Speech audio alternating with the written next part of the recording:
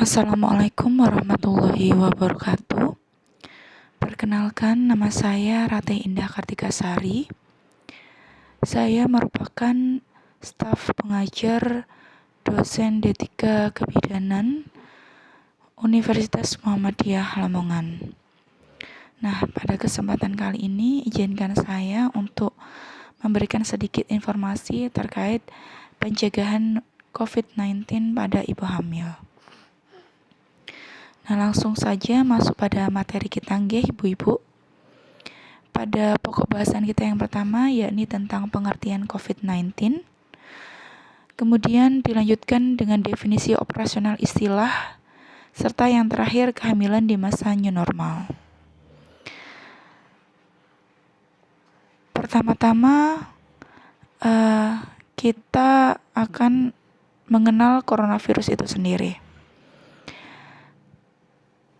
Coronavirus atau yang disebut COVID-19 ini pada awal mulanya, yakni pada tanggal 31 Desember 2019, WHO China melaporkan kasus yang tidak diketahui etiologinya di kota Wuhan, China. Kemudian pada tanggal 7 Januari 2020, China mengidentifikasi kasus tersebut sebagai jenis baru dari coronavirus. Nah, pada tanggal 30 Januari 2020, WHO telah menetapkan kejadian tersebut sebagai kedaruratan kesehatan masyarakat yang meresahkan dunia. Sehingga pada tanggal 11 Maret 2020, WHO sudah menetapkan COVID-19 sebagai pandemi dunia hingga sekarang. Nah, coronavirus ini sendiri adalah virus yang tergolong dalam famili coronavirus. Kita tahu dulu yang disebut sebagai penyakit MERS atau SARS itu masuk dalam satu famili dengan coronavirus yang saat ini melanda kita yakni COVID-19 ini. Nah, coronavirus ini sendiri gambarannya adalah seperti pada gambar ini di samping, yakni seperti crown atau mahkota. Jadi dinding sel dari virus ini itu gambarannya seperti mahkota. Nah, mahkota itulah yang berbahaya sekali. Nah, virus ini, nggih ibu-ibu, itu sensitif terhadap sinar ultraviolet dan panas. Oleh sebab itu, kita dianjurkan berjemur nggih. Berjemur di atas jam 8 pagi. Nah, itu tujuannya adalah untuk agar virus ini bisa mati ya. Karena memang sensitif terhadap panas. Kemudian juga efektif dapat dinonaktifkan dengan pelarut lemak seperti etanol 75% dan desinfektan yang mengandung klorin. Nah, kalau kita memakai hand sanitizer yang mengandung alkohol, ini juga bisa efektif untuk membunuh virus ini. Dan juga bisa menggunakan desinfektan. Biasanya kalau kita menggunakan untuk mengepel lantai, nah atau sabun, nah itu juga efektif untuk membunuh coronavirus ini karena memang sensitif. Virus ini sensitif terhadap klorin dan juga etanol ya. Jadi kalau kita menggunakan hand sanitizer, sabun atau untuk bahan ya, bisa kita gunakan bahan berbahan klorin ya. Itu untuk mengelap benda yang sudah kita pegang atau kita membersihkan barang, itu kita bisa menggunakan bahan-bahan tersebut. Baik, kita lanjutkan lagi nggak ibu-ibu? Nah, penularan COVID-19 ini, masa inkubasi COVID-19 rata-rata 5-6 hari dengan range antara 1 dan 14 hari, namun dapat mencapai 14 hari. Di sini maksudnya adalah bahwasanya ketika virus itu masuk ke dalam tubuh kita, kemudian timbul gejala, yaitu antara 5 sampai 6 hari. Ya. Jadi namun orang yang sudah terinfeksi dapat langsung menularkan sampai dengan 48 jam sebelum onset gejala dan sampai dengan 14 hari setelah onset gejala. Nah, ini perlu kita ingat bahwasanya ketika seseorang itu sudah terinfeksi, artinya dia bisa menularkan virus tersebut kepada orang lain. Itu 2 hari sebelum gejala itu timbul, ya. 2 hari sebelum gejala, misalkan hari ini batuk, ya, sudah batuk-batuk, kemudian kemarin dia sudah berkumpul pada dengan orang-orang satu keluarga, misalkan gitu. Nah, dalam waktu tersebut itu berarti dia bisa menularkan virus tersebut pada orang lain, ya, dalam 2 kali 24 jam atau 48 jam atau 2 hari sebelum merasakan gejala batuk tersebut. Seperti itu, ya. Kemudian COVID-19 ini utamanya ditularkan dari orang yang bergejala atau simptomatik ke orang lain yang berada jarak dekat melalui droplet. Nah, droplet ini seperti percikan air ludah. Nah, ketika kita bersin atau ketika kita batuk yang tidak ditutup, maka droplet itu bisa mengenai suatu permukaan benda, kemudian benda itu disentuh oleh orang lain dan orang lain itu menyentuh mukosa wajah, misalkan daerah mata atau daerah mulut atau daerah hidung. Nah, virus itu bisa masuk melalui mukosa tersebut, gitu. Sehingga orang lain yang menyentuh benda yang terkontaminasi itu bisa saja tertular secara tidak langsung, ya, dari coronavirus ini. Yeah. Nah, gejala COVID-19 ini apa saja? Nah, gejala COVID-19 ini selain batuk, kita tahu, ya, ada demam lebih dari 38 derajat Celcius.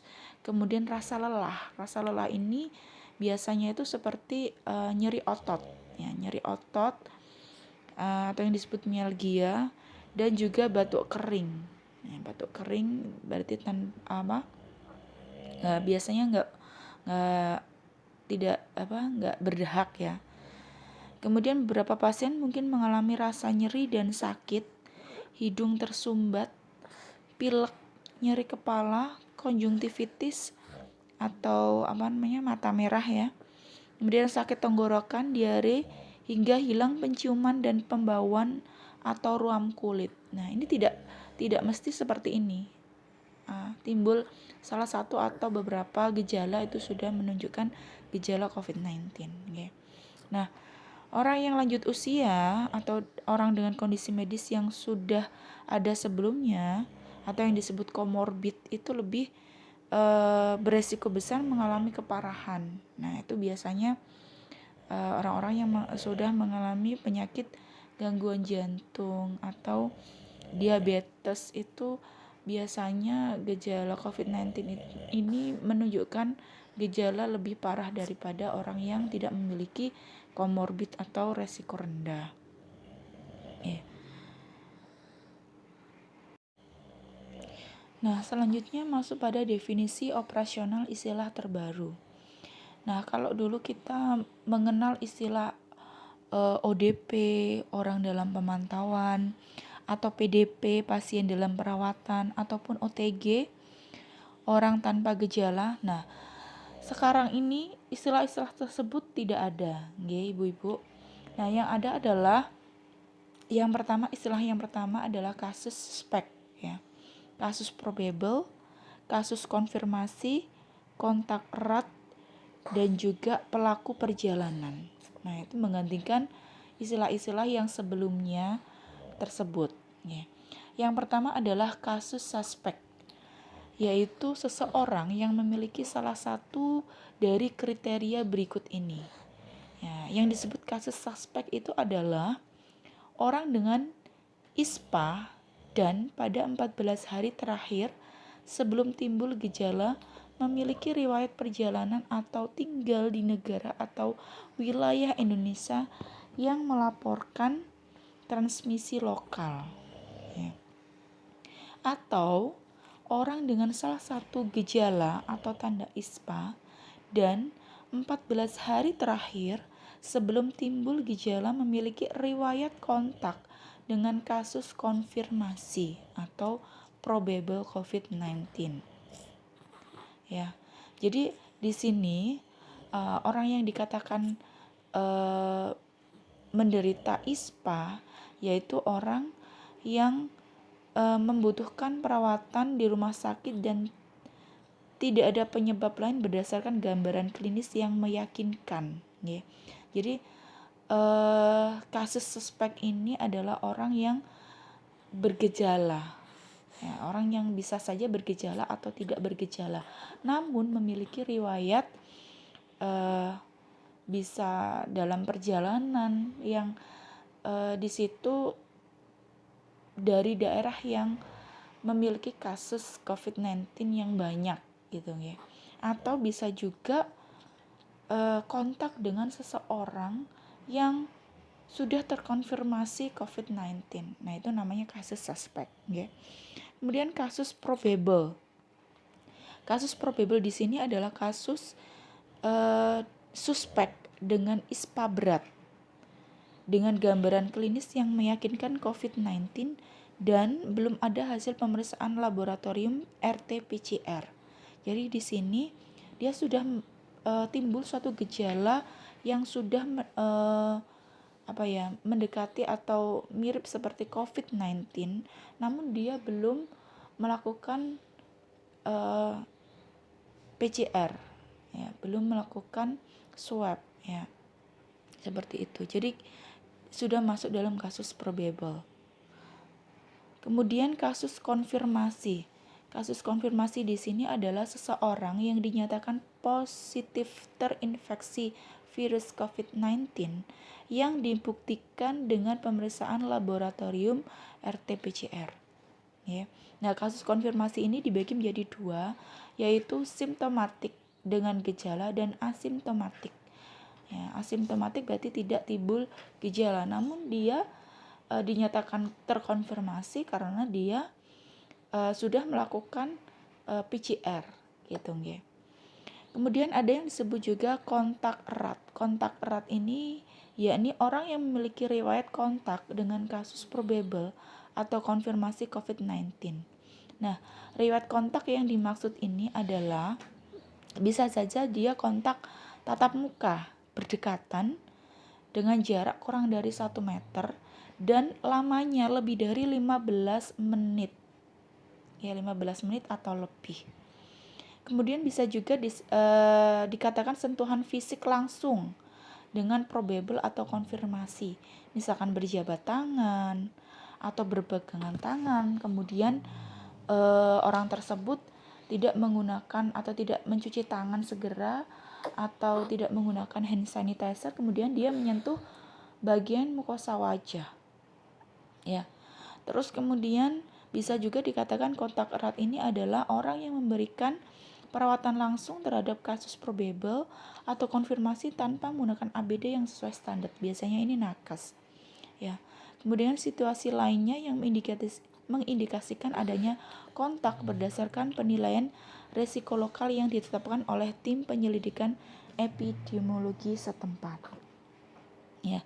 Dan yang terakhir adalah pelaku perjalanan, yakni seseorang yang melakukan perjalanan dari dalam negeri atau domestik maupun dari luar negeri pada 14 hari terakhir, ya.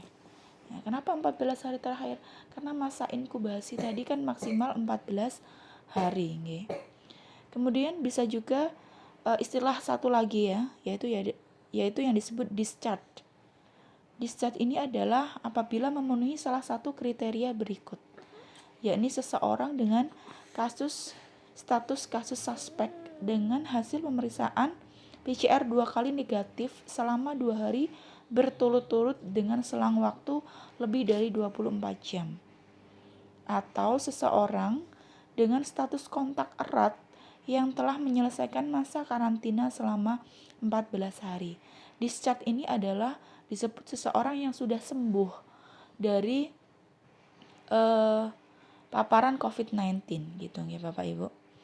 Dari discharge ini adalah bisa juga disebutkan seseorang yang sudah melakukan PCR 2 kali dengan selang waktu lebih dari 24 jam dan hasilnya negatif ya. Atau bisa juga seseorang yang tidak melakukan tes PCR ya, tapi dia sudah melakukan suatu karantina ya, karantina mandiri selama 14 hari. Oke. Itu juga bisa disebut discharge. Nah, baik ibu-ibu, kita lanjutkan kembali. Kehamilan di masa adaptasi baru. Ibu hamil, ibu melahirkan dan bayi baru lahir dituntut untuk bisa segera beradaptasi dengan kenormalan baru atau new normal di tengah pandemi COVID-19 ini. Nah, kenapa seperti itu? Nah, pada dasarnya ibu hamil adalah ibu yang rentan mengalami suatu kekhawatiran atau kecemasan ya. Nah, dampak pandemi COVID-19 ini bagi kehidupan sehari-hari. Pandemi ini kita tahu bahwa memaksa seseorang tetap tinggal di rumah ya, karena memang untuk menghindari kontak fisik yang berlebihan dan juga nantinya bisa menyebarluaskan virus ini secara tersebar luas ya. Jadi kita harus memutus rantai penyebarannya itu dengan cara tetap tinggal di rumah ya. Dalam kondisi seperti ini, kesehatan ibu menjadi paling banyak menerima dampaknya.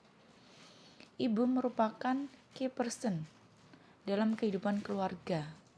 Ya, ini yang memiliki multi peran ya, mulai dari sebagai pendidik, kemudian memberikan asupan nutrisi yang baik pada keluarga ya kan, dan memungkinkan juga ibu juga sebagai pencari ekonomi.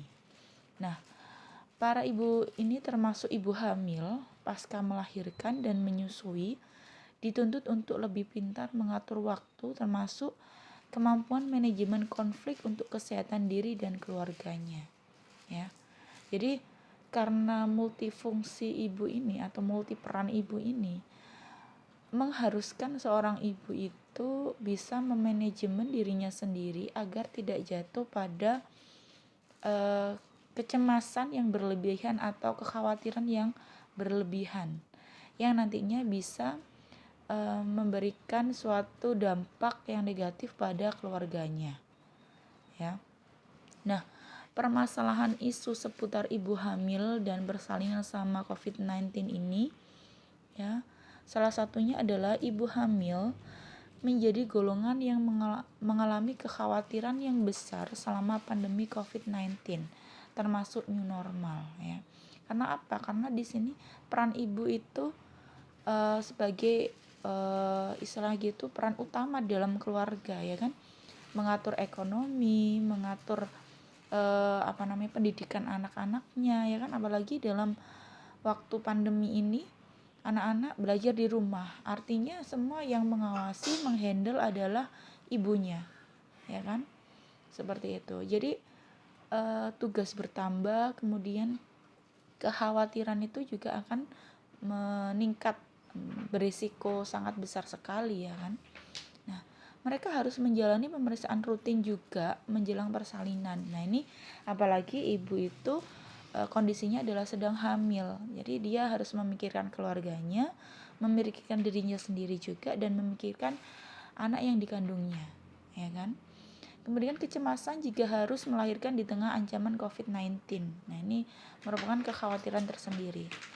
Nah, kecemasan tentang kondisi diri dan bayi yang akan dilahirkan juga nanti merupakan pemikiran lanjutan juga setelah bayi itu lahir. Karena bayi memang rentan dan memiliki imunitas yang rendah. Kecemasan perawatan lanjutan setelah bayi dilahirkan. kecemasan tentang kesehatan keluarganya. Nah, ini masuk dalam pemikiran seorang ibu juga, ya kan? Nah, oleh sebab itu, karena kekhawatiran ini nanti bisa memicu ibu itu imunitasnya menurun, ya. Nah, dampak COVID-19 terhadap psikososio, spiritual kehamilan dan persalinan, diantaranya yakni kehamilan itu secara fisiologis itu menimbulkan perubahan-perubahan yang dapat berpengaruh pada rentan kesehatan fisik, psikologis, sosial, dan spiritual sendiri. Itu secara fisiologis. Ya, memang dapat menimbulkan suatu perubahan tertentu dalam tubuh ibu. Perubahan fisik akan mempengaruhi psikologis. Kalau fisiknya lelah, ya, psikologisnya juga akan mengalami kelelahan atau terganggu. Cemas misalkan, konsep diri bervariasi, menimbulkan hubungan sosial dan nantinya akan mengalami dampak spiritual juga. Selama kehamilan ini mengalami perubahan fisiologis secara alami, menyebabkan sistem kekebalan tubuh ibu menurun. Ibu hamil menjadi lebih rentan terkena infeksi, termasuk diantaranya adalah infeksi coronavirus. Jadi sebenarnya ibu hamil ini secara fisiologis memang mengalami penurunan imunitas tubuh.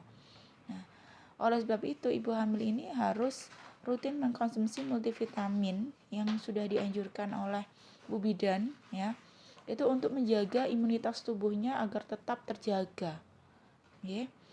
Berbagai perubahan di dalam tubuh semasa kehamilan juga membuat ibu hamil dapat mengalami gejala yang mungkin lebih berat bila terkena COVID-19. Ya, karena memang hal tersebut memang termasuk ibu hamil ini termasuk dari kelompok resiko, ya, kelompok berisiko, ya, untuk bisa terpapar COVID-19 ini. Nah, oleh sebab itu, peran dari petugas kesehatan ini adalah memberikan advokasi dan edukasi, kemudian pemberdayaan keluarga dan masyarakat untuk pendampingan. Nah, oleh karena ibu hamil itu mengalami berbagai istilahnya gitu multi peran, kemudian tubuhnya juga mengalami suatu penurunan imunitas. Oleh sebab itu harus atau membutuhkan suatu dukungan moral maupun spiritual dari orang-orang di sekitarnya, baik itu dari keluarga, dari tenaga kesehatan, maupun dari masyarakat secara umum. Baik, kita lanjutkan sedikit, ya. Ibu hamil lebih beresiko terinfeksi virus corona karena daya tahan tubuhnya cenderung lebih lemah. Bila tidak ada keperluan mendesak, ibu hamil dianjurkan untuk tidak bepergian keluar rumah selama pandemi COVID-19 ini. Dan pemeriksaan kehamilan tetap perlu dilakukan secara rutin untuk memantau kesehatan ibu hamil dan janin. Berikut saya jelaskan mengenai guidelines ANC masa pandemi dari Kemenkes 2020 dan POGI 2020. Nah, pada trimester 1 ini, pemeriksaan ANC atau pemeriksaan kehamilan tidak dianjurkan, kecuali dibutuhkan pemeriksaan USG bila ada keluhan serta kecurigaan terhadap kejadian kehamilan ektopik. Biasanya ini pada ibu-ibu yang memiliki riwayat kehamilan ektopik sebelumnya, maka dianjurkan untuk melakukan USG pada trimester 1 ini. Trimester 1 ini biasanya berlangsung usia kehamilan kurang dari 13 minggu, nggih ibu-ibu. Kemudian trimester kedua. Pemeriksaan kehamilan ini dapat dilakukan melalui telekonsultasi klinis, kecuali dijumpai keluhan atau kondisi gawat darurat.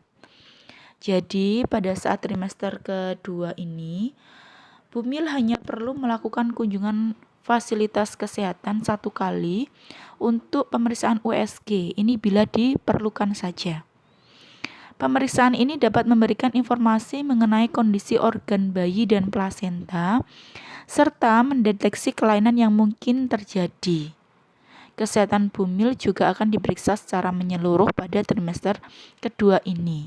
Namun, jika tidak mengalami suatu keluhan yang berarti, boleh tidak melakukan USG atau tidak melakukan pemeriksaan kehamilan terlebih dahulu. Ya. Kecuali dalam kondisi gawat darurat.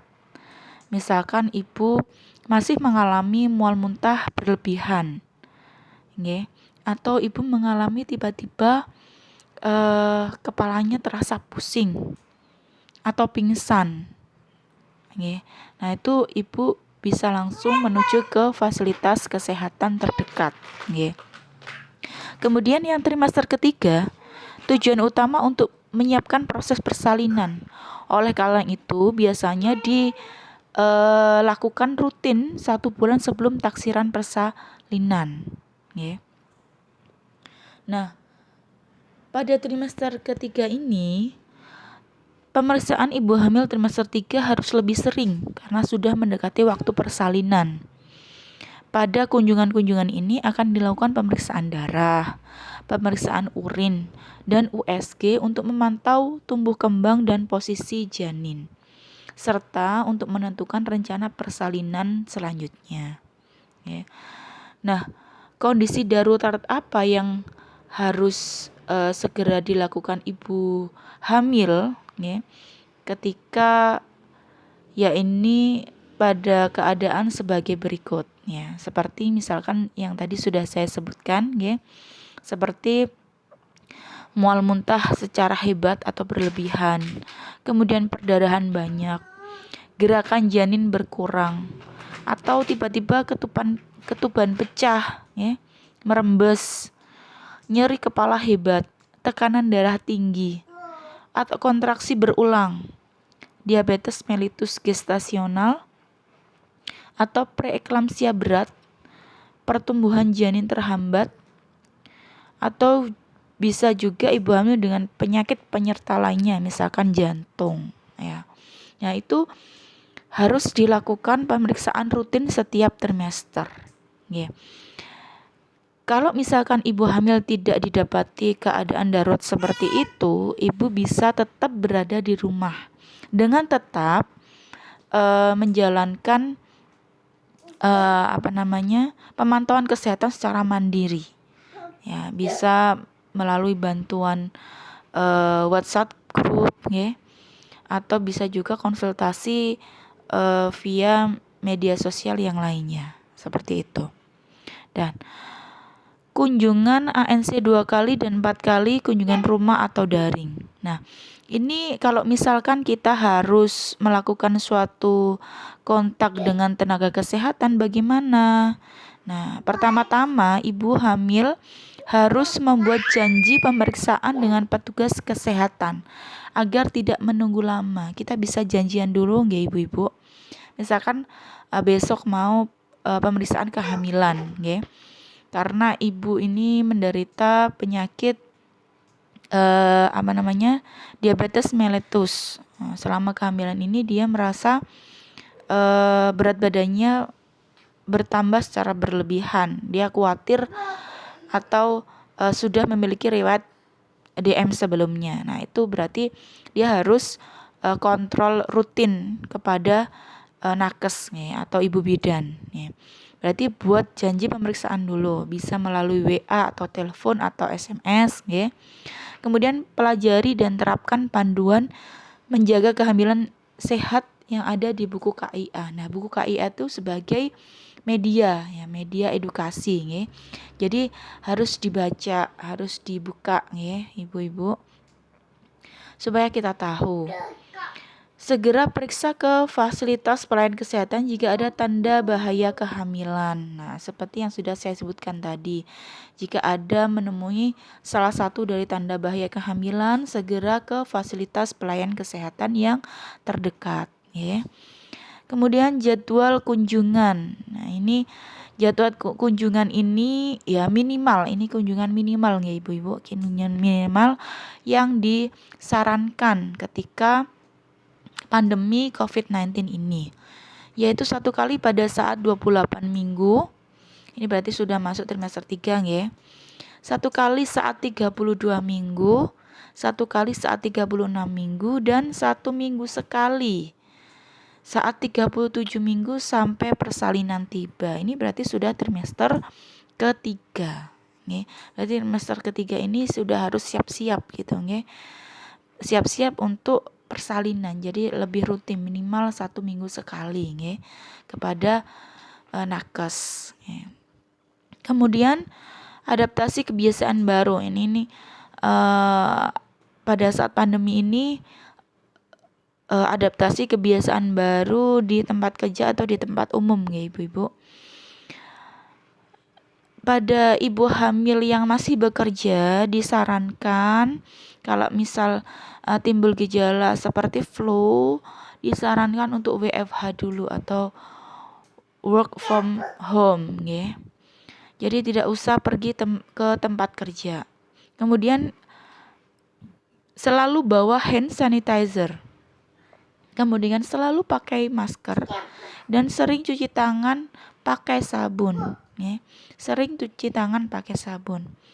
Tidak berbicara saat dalam lift. Ya. Dan jaga jarak aman ini 2 meter. Ya, tidak boleh kurang dari 1 meter. 2 meter yang paling aman. Tidak bersalaman. Gunakan uang elektronik dan sampai di rumah harus langsung mandi. Jadi pakaian yang kita gunakan di tempat umum atau kita gunakan di tempat kerja harus segera diganti pada saat kita memasuki atau kita mau kontak dengan anggota keluarga yang lain, kita harus segera lepas dan kita harus mandi dulu sebelum kontak dengan mereka, ya. Dan satu lagi, cuci tangan itu dilakukan minimal kalau pakai sabun 40 sampai 60 detik ya. Nah, kalau misalkan menggunakan hand sanitizer minimal 20 sampai 30 detik ya, supaya efektif untuk mencegah virus COVID-19 ini. Kemudian tindakan pencegahan yang harus dilakukan ibu hamil, yaitu yang pertama adalah mencuci tangan sesering mungkin menggunakan air dan sabun jika ada, atau tidak ada bisa menggunakan hand sanitizer. Tidak keluar rumah kecuali bila ada keperluan mendesak dan tidak bepergian ke tempat yang ramai.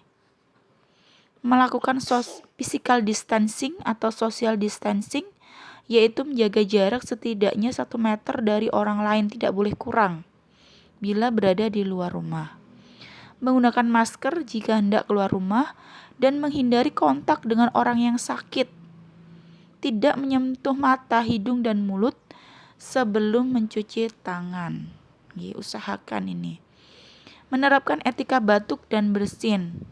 Jika tidak ada tisu atau tidak ada sapu tangan, kita bisa menggunakan lengan bagian dalam, ya, ketika bersin atau batuk ya.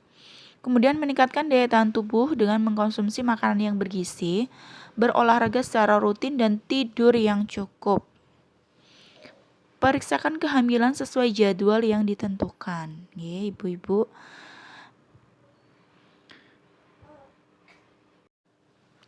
Baik.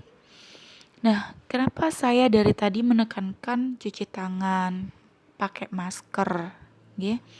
Nah, ternyata cuci tangan efektif dan juga memakai masker serta menjaga jarak aman itu efektif untuk menekan penyebaran COVID-19 ini. Di sini bisa dilihat bersama nggih. Jaga jarak, pakai masker, cuci tangan, dan dampaknya terhadap resiko orang yang terinfeksi COVID-19. Di sini, kalau seseorang yang berdekatan dengan orang yang terkonfirmasi COVID-19 tanpa pencegahan, artinya tidak menerapkan jaga jarak yang aman, tidak memakai masker, dan tidak mencuci tangan, itu resiko tertular itu sangat tinggi sekali. Ya, sangat tinggi sekali.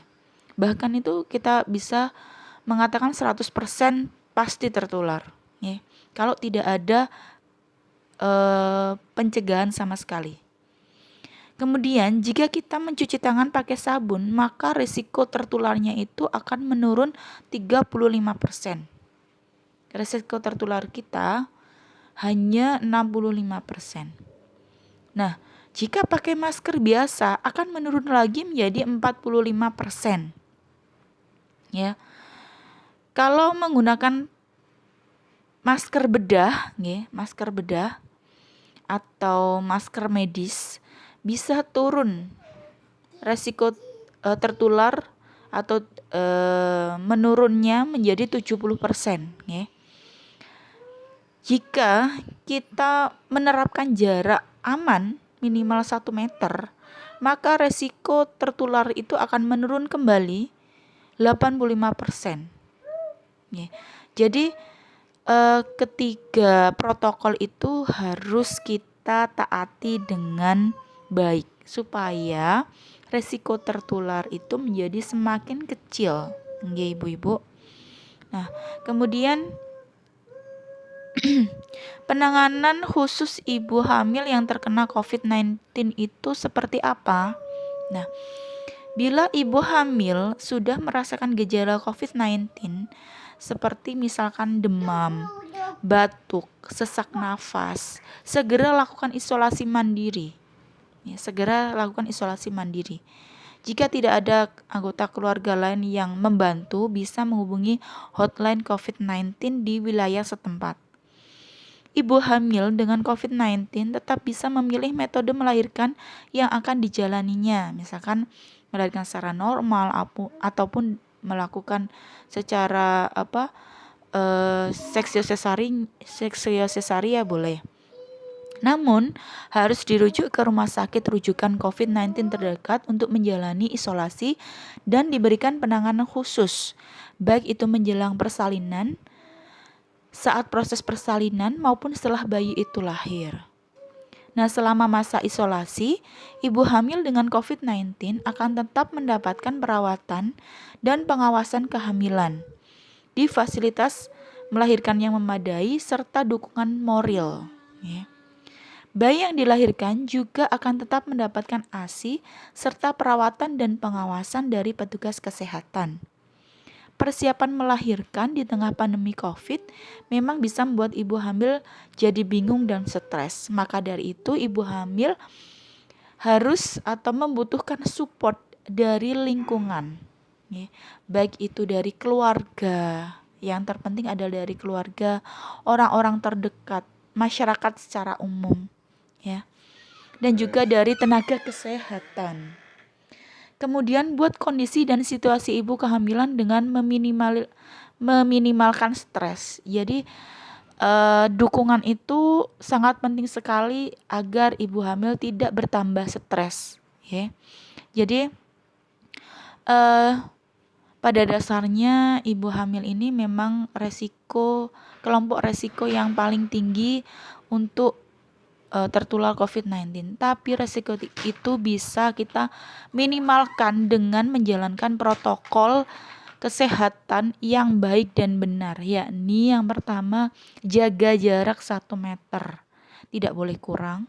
Kemudian rutin cuci tangan menggunakan sabun atau hand sanitizer, dan satu lagi adalah menggunakan masker. Nah, itu harus diterapkan dengan baik dan benar untuk meminimalisir tertularnya virus COVID-19 ini. Baik, ibu-ibu sekalian, demikian materi dari saya. Mohon maaf jika ada kekurangan. Saya akhiri. Wassalamualaikum warahmatullahi wabarakatuh.